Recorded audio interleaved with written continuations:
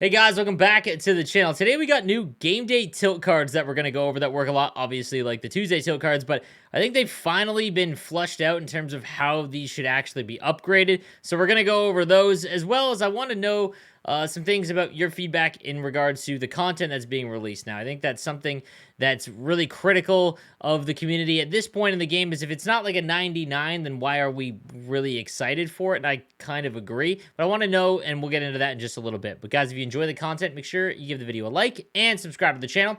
All right, let's get into the new content. All right, so here we go. The banner up at the top, the game day tilt. Obviously, the playoffs are now on. They're starting tonight. If you want to enjoy the watch party that we're going to have, watching all of the playoff games for the next 5 days at least, come check out my stream. I'll be live. Well, I literally don't end my stream. The subathon's still going on.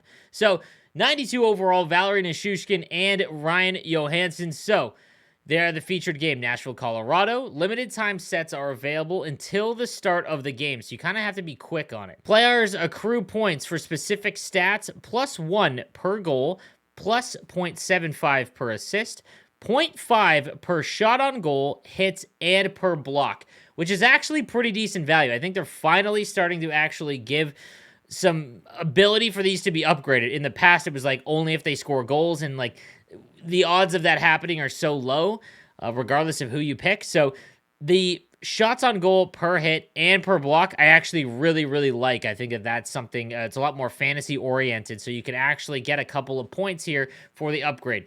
The overall boost will be determined by the accrued stats. It'll be rounded down, and the synergy slot and superstar ability will be added to the winner. So whoever wins game number 1, they will get the upgrade. All right, so now let's go take a look at the actual cards and see what we're working with, and they are of similar build, I won't lie, which I kind of like. I think what we're going to see in just a second, as we'll start first with Nishushkin from Colorado, who is obviously the favorite going into this series. So Valerie Nishushkin, 6'4", with 91 speed and acceleration. At the end game, that's really rough. He is a pure winger. He cannot play center. Does have gold no contest, elite edges, and unstoppable force. I think if you pair unstoppable force with him, you're really just not ever going to be able to knock the puck off of him. Now, he is going to require some heavy upgrades to actually be able to keep up at this stage of the game, however. Obviously, at 99, everyone's got 99 skating, and there is some big left-handed wingers, but if he can score a goal, maybe 2, or get some shots on goal and hits, he could have some serious value for you. We'll talk about the cost in just a little bit, but I think that the hits, shots on goal, and blocks are pretty significant, because 2 shots on goal is 1 overall. Right? A couple hits, 3 hits, that's 1.5 points, so he's going up at least another overall. He can get, I mean, like, both of these cards can get up pretty high. Like, I would set the minimum probably at 95. I think that, obviously, both of them can score goals, but I think that with the shots on goal and everything accrued, I think 395 is probably the safe, like, the floor, but we'll have to wait and see, obviously. Next up, from the Nashville Predators, we've got the 92 Ryan Johansson, 6'3" center, and this is actually a pretty good card just as it is. 6'3" with 96 faceoffs.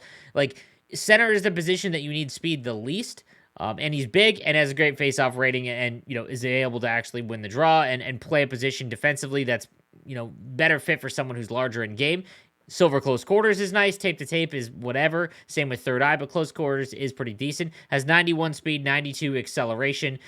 Does have that acceleration synergy. So they are very similar. Obviously, you have to think that with Saros out, Colorado is probably going to sweep this series, so he's probably not going to win. But Johansson is going to have to be on for game number 1 for them to have a shot, so you could expect some shots. I mean, he doesn't really particularly shoot all that much, but blocks, hits, all that kind of stuff, like, there is a high potential chance that he gets a point. I think that he'll be involved in any of Nashville's offense. So this could be a really interesting card. Again, I don't think it's perfect, but I really like the fantasy hockey aspect of it. I think that this is probably the best Tuesday tilt-ish format we've had, and I think this hopefully continues on into the next game. I really love any time that they include anything that takes the real-life game and puts it into the NHL video game. There's always a negative to it, though, and that is going to be the cost, so let's go take a look at the sets. All right, guys, so as you see here, both of them are in here. It's going to take 32 Stanley Cup playoff collectibles, and they're going for about 5,500 each. You're looking at, like, 176,000 coins to acquire, that's at the minimum, to acquire one of the 92 overalls. And while obviously 176,000 for 92 overall isn't very, very good, I don't think it's absolutely awful. I wish it was lower. To be honest, at this point of the game, I think they should make it free. I think that you should log in, maybe play a couple challenges, maybe play a couple games. I mean, do some of the objectives and give you enough Stanley Cup collectibles, or make a new collectible called like the Gameday Tilt collectible to allow you to actually get them for free or at a much more discounted price. I mean, you have to reward the people still playing the game. Honestly, NHL 22, in my opinion, was one of the worst NHLs, at least since I started playing and making content about them.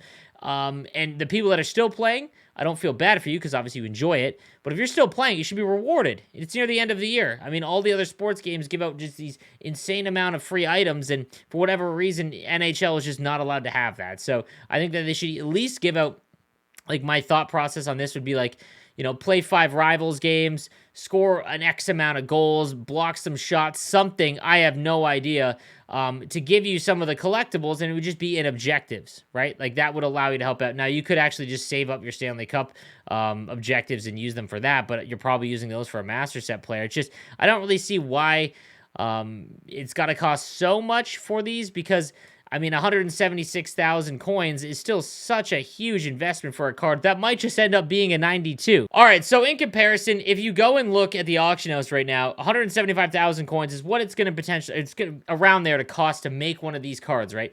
For 175,000 coins, like, you could grab the Master Set Tomas Hertl, who is a better card, which I think is the issue, right? Like, I think that needs to be addressed. They need to just significantly lower the cost, because you could spend a lot of these coins on better cards, but the added benefit of actually cheering along and watching the game with added invested interest is awesome, and it's something that I hope they keep up, but they just really need to make it more accessible, because it's not at all. It's just, it's always going to be the negative here. No matter how good they make this format for creating these cards, nothing is going to change unless they make it much cheaper, and EA NHL just, I don't know the reason why they simply cannot make things significantly cheaper. There is something that I'm not aware of, but Madden, FIFA, MLB, they can all give out extremely powerful cards near the end of the game for free that you can just earn, and NHL, it's just not allowed. So I apologize, I have no answer for that. I would guess it's a marketing or something that just doesn't allow them to, but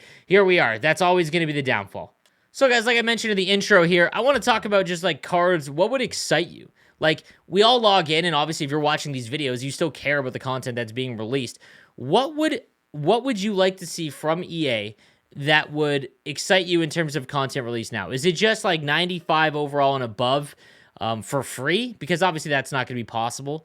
What would you at least, like, what would get you to be like, okay, that's actually kind of interesting to play? Would it be an event where it's like tied to the event where you get a bunch of objectives done, you get a ton of collectibles that are specific to these cards, and then you can use them? I would love Gameday Tilt cards to just be able to be saved up. Like, if you get collectibles for them, and maybe you're not interested in that specific game, but you could use them in future ones, because obviously they're going to keep continuing this on. But let me know in the comments section. I really have no idea what would excite me in terms of content, especially if you have a really good team. Like, obviously you're just going to ignore these and just wait for whatever Master Set comes out. So let me know, for the casual player, for the no money spent guys, let me know what you guys would want to see. Again, leave it in the comment section down below. Thank you guys again for watching, and I'll see you next time. Have a good one.